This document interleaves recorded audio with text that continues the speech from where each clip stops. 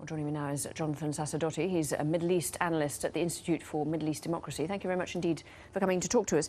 I just want to go back to the situation on the ground at the moment. There were these sort of flurry of reports of a potential ceasefire again this morning. That seems to have sort of, been denied. What actually, who is the broker here? I mean, in the past with these situations, Egypt has sort of stepped in, but now it's no longer necessarily trusted in the same way by both parties, is it?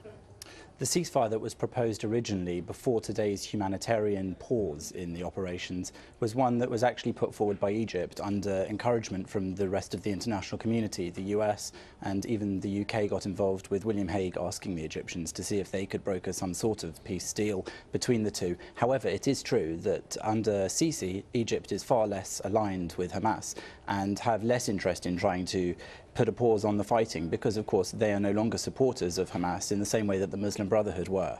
So is there any kind of broker? I mean, if they're not trusted and if, Hamas doesn't particularly want to engage with them, who else is there to bring this to an end? Or does it, is there an outside actor who can help at all?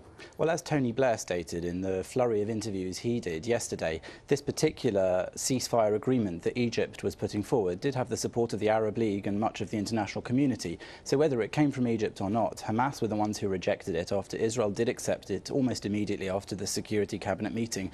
And it did have within it clauses that allowed for no preconditions before the talks that would be held in Egypt between Hamas and Israel, presumably indirectly. So it is ultimately something that's being put forward by the large part of the international community, and Hamas did reject it after Israel agreed to it. Right, so what is the situation at the moment? I mean, we've had this humanitarian pause, if you like. How much difference will 5 hours of stopping any of the operations make to the lives of the Palestinians who are trapped in Gaza? Well, it was the UN who asked for this 5-hour pause so that Palestinian civilians would be able to get food and water that they might need. They might be able to pull some semblance of normality back to their lives, despite the operations that have been going on. And Israel agreed to that as well. Of course, Hamas did then continue to fire some mortars from the Gaza Strip, though the number did go down.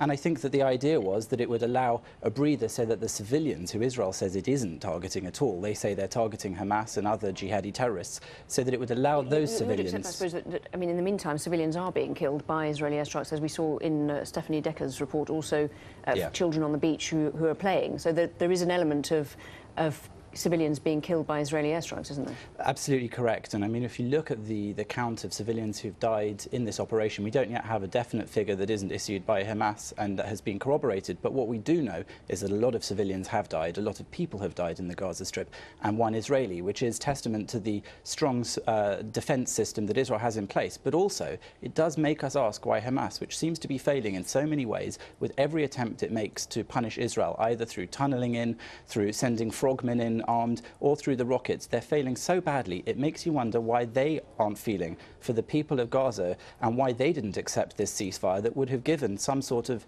respite to those people who are unfortunately caught up because Hamas is using them as human shields. Israel has not wanted to, presumably, has wanted to have a ceasefire at this point because, in terms of public relations, it looks very bad for them to be killing innocent children on a beach.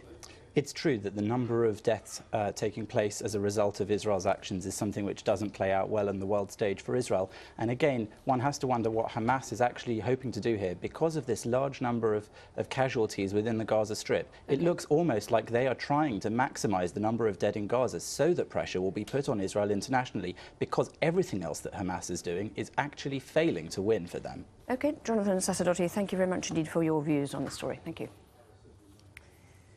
At least 14 Tunisian soldiers